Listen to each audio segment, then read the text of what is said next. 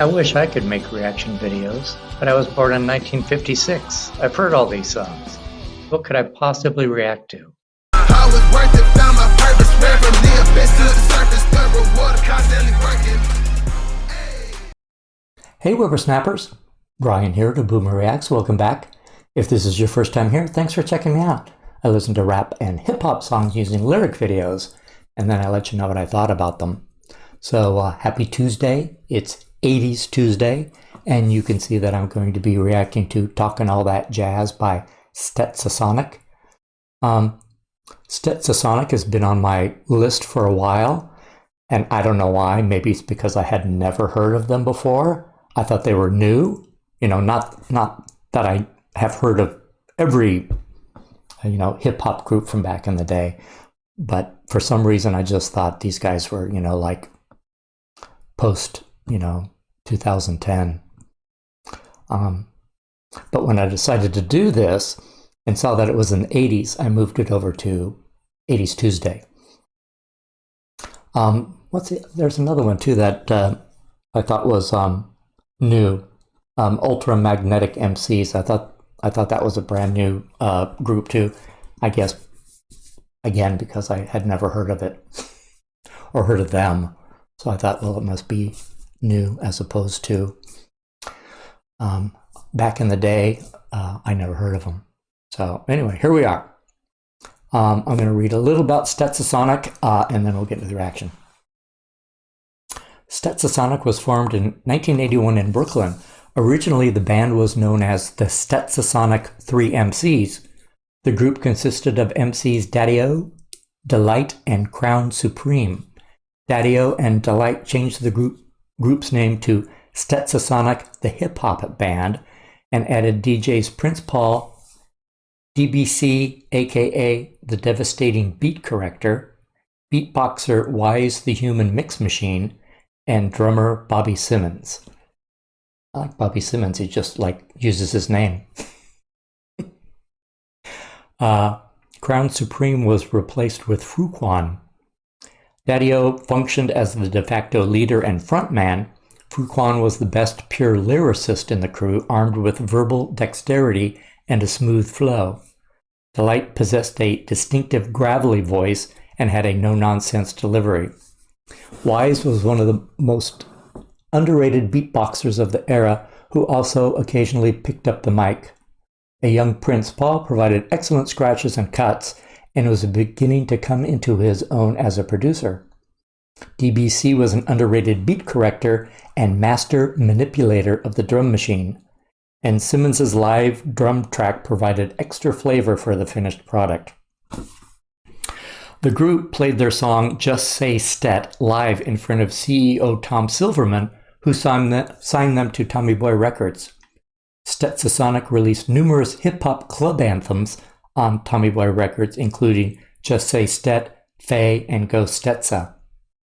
Just Say Stet was in regular rotation on the radio, and the group was honing their live shows on the New York City club circuit until they released their debut album called On Fire in 1986, which included the previously released singles. Their second album, In Full Gear, is a double album that draws on various influences in its hip-hop style, including R&B, jazz, dancehall reggae, and rock influences. It also incorporates beatboxing, sampling technology, and live band performance. Stetsasonic is also considered one of the acts that pioneered jazz rap. The singles on In Full Gear are Sally, Talkin' All That Jazz, and Float On. The story behind Talkin' All That Jazz starts with the musician James Matume, who recorded the song Juicy Fruit in 1983, which later was the foundation for Juicy by the Notorious B.I.G. I probably talked about him when I did that reaction, but that was my second reaction ever, so I don't remember that long ago. In any case, Matume was not a fan of sampling. He charged that this is the first generation of African Americans not extending the range of music, and that the resulting recordings were nothing but Memorex music. Mtume went on New York City's Kiss FM and shared his opinion of lazy hip-hop producers that never learned to play instruments, opting instead to take up sampling, which he described as the glorification of mediocrity. He sounds like a fun guy. Prince Paul says, quote, "Talkin' All That Jazz was inspired when Daddy-O and MC Delight were listening to Mtume, who was kind of disrespecting hip-hop, calling it unoriginal and not really an art form. It kind of ticked off Daddy-O, and he came up with this idea responding to that situation. People these days don't realize that it was an ongoing battle. Back then it was like, what? You do what? They just say, you're not original, and they just diss it. It's something that a lot of guys from my era don't really talk about, but it existed, and it was a fight," unquote. Daddy-O remembers, quote, "Delight had already come up with the idea of doing a record called Talkin' All That Jazz that showed the similarities between hip-hop and jazz, something similar to what Guru and Premier did later with Jazz Music and Jazz Thing," unquote. Talkin' All That Jazz was produced by Prince Paul and MC Delight. All right. So, what do you think changed Mtume's mind when he let Biggie use Juicy Fruit? You know, he's down on these guys for sampling other people, but when someone wants to sample him, he's like, okay. Maybe they gave him a lot of, and he changed his tune. Okay. Okay. Talking All That Jazz. Also known as Mtume Shut the Fuck Up. Here we go.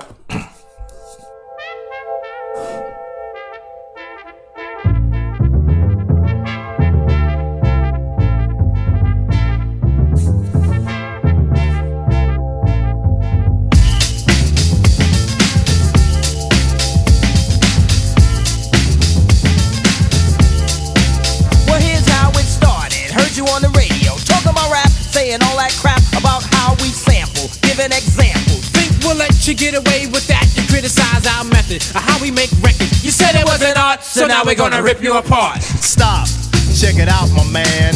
This is the music of a hip-hop band. Jazz, well you can call it that.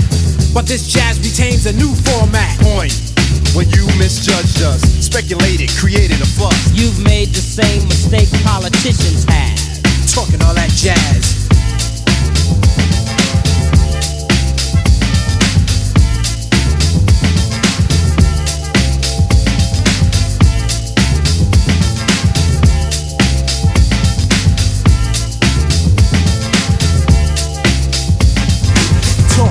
I heard talk is cheap, but like beauty, talk is just skin deep. And when you lie and you talk a lot, people tell you to step off a lot. You see, you misunderstood. A sample just a tactic, a portion of my method, a tool. In fact, it's only of importance when I make it a priority. And what we sample's loved by the majority. But you a minority in terms of thought, narrow-minded and poorly taught about hip-hop fame or the silly game to erase my music so no one can use it. You step on us and we'll step on you. Can't have your cake and eat it too. Talking all that jazz.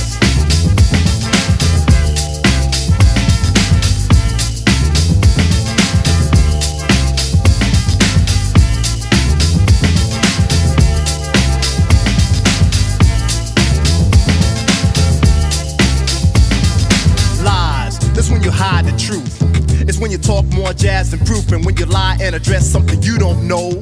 It's so whack that it's bound to show. When you lie about me or the band, we get angry. Whip out our pen, start writing again. And the things we write are always true, sucker. Let's get a grip, now we talking about you. Seems to me that you have a problem, so we can see what we can do to solve them. Think rap is a fad? You must be mad, cause we're so bad we get respect you never had. Tell the truth, James Brown was old. Tell Eric and Rock came out with I Got Soul. Rap brings back old R&B, and if we would not, people could have forgotten. We want to make this perfectly clear. We're talented and strong and have no fear of those who choose to judge but lack pizzazz. Talking all that jazz.